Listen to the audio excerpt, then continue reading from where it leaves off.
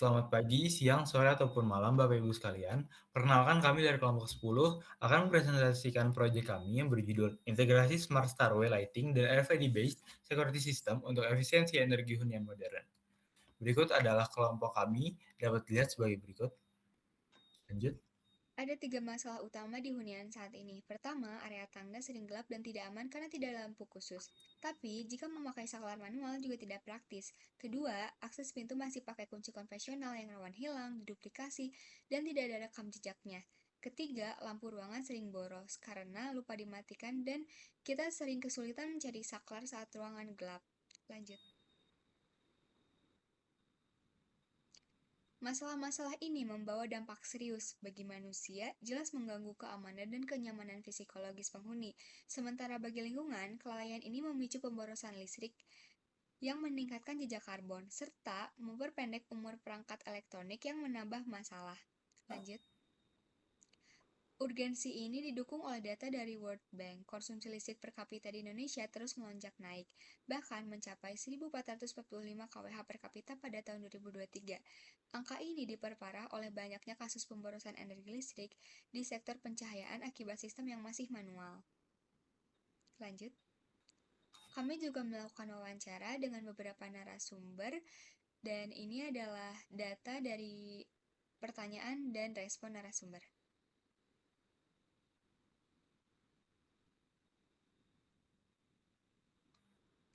Kesimpulannya, sistem pencahayaan dan keamanan konvensional saat ini belum efektif dan boros energi. Solusi yang kita butuhkan adalah sistem otomatis yang mampu mendeteksi aktivitas pengguna dan mengontrol perangkat secara efisien, demi mewujudkan konsep hunian modern yang cerdas dan aman. Oke, berikut adalah rancangan dari sistem hardware yang kami buat. Kami menggunakan Arduino Uno sebagai pusat pemrosesan utamanya. Dan untuk komponen input terdapat sensor infrared dan juga sensor RFID.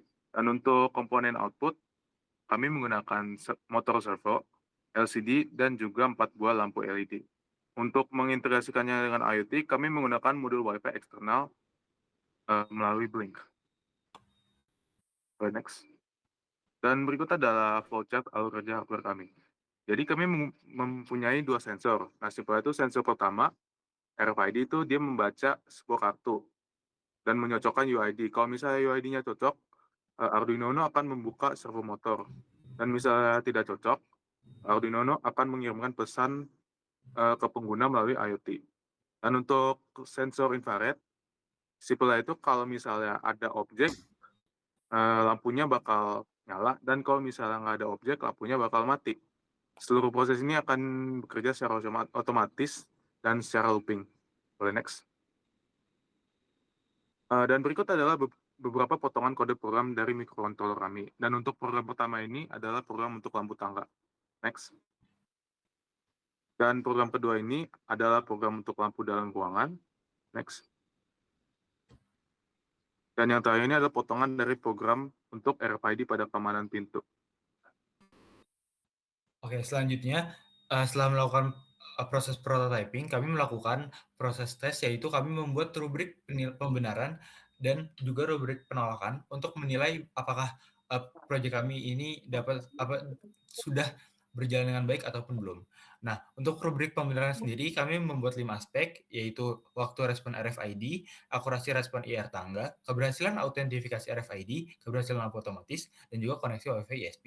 Di sini dapat dilihat data-datanya. Kemudian berikut ini adalah rubrik penolakan yang kami buat, yang mana aspek pengujiannya adalah kartu ditempel terlalu cepat, membuka pintu lebih dari durasi servo, dan juga yang terakhir adalah objek yang sangat jauh dari sensor. Seperti itu.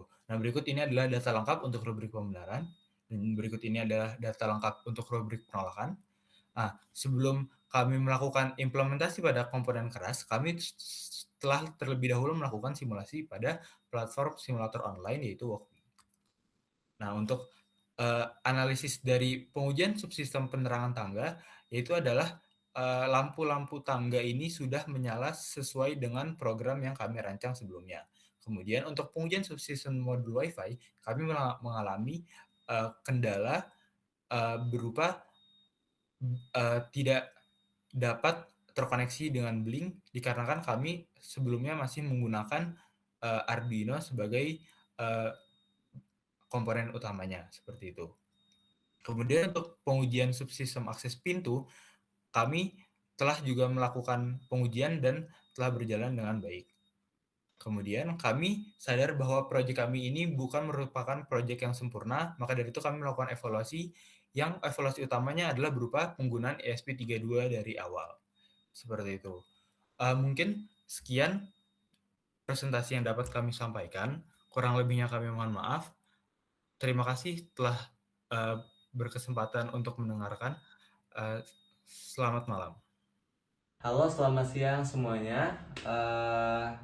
Kami dari kelompok 10 PRD di sini ingin menjelaskan tentang prototipe kami, mendemonstrasikan prototipe kami yaitu Smart House. Jadi di sini kita ada 3 komponen utama, yakni lampu tangga, lampu dalam rumah, dan juga deteksi sensor RFID. Nah, yang pertama, lampu tangga ini ketika seseorang akan melewati tangga, mereka akan melewati terlebih dahulu sensor yang ada di bawah ini. Jika mereka melewatinya, maka lampu di tangga akan menyala selama 3 detik per lampu, dan interval lampu yang menyala itu selama 0,5 detik per lampu. Nah, kemudian yang kedua adalah sensor RFID, sensor lock RFID. Di sini kami menggabungkan mekanisme penguncian pintu dengan sensor RFID ini, yakni ketika kita menggunakan tag ID yang terdaftar dan ini yang tidak terdaftar, ketika kita pakai terdaftar, servo akan berputar. Servo ini ibaratkan kunci rumah, sehingga kita bisa membuka pintu ini, dan servo ini akan memutar selama 8 detik. Oke. Akan tetapi kalau kita pakai tag ID yang salah,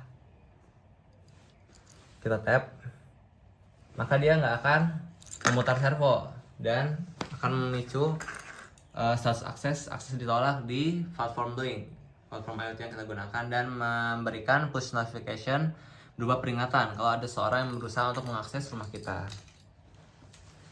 Sekarang kita lanjut ke yang ketiga, komponen ketiga, yaitu lampu otomatis dalam rumah, yaitu kita menggunakan sensor infrared A yang ada di luar rumah dan sensor infrared B yang ada di dalam rumah. Ketika ada orang yang melewati sensor A kemudian melewati sensor B, maka sistem akan mendeteksi orang tersebut masuk ke rumah, sehingga variabel jumlah tambah 1. Namun sebaliknya, kalau contohkan dulu, misalkan seperti ini, si bau ini akan melewati sensor A, kemudian akan melewati sensor B. Nah, maka lampu di dalam rumah akan menyala. Nah, sebaliknya, kalau si bau ini melewati sensor B terlebih dahulu, kemudian melewati sensor A, maka lampunya akan mati karena variabel jumlah mendeteksi orang tersebut keluar. Oke, selesai.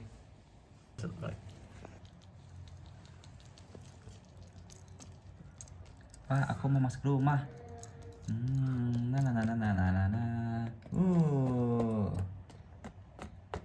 Kuncinya yang mana ya? Coba ini. Wah, nggak bisa. Salah kunci nih aku. Coba pakai kunci ini. Ye, terbuka. Mama.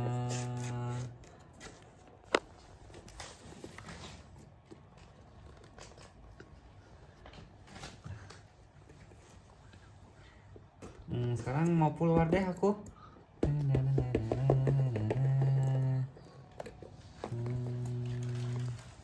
Sudah. Sampai di sini perjalanan Dobau. Nah, jadi ini adalah demo kami. Yeay.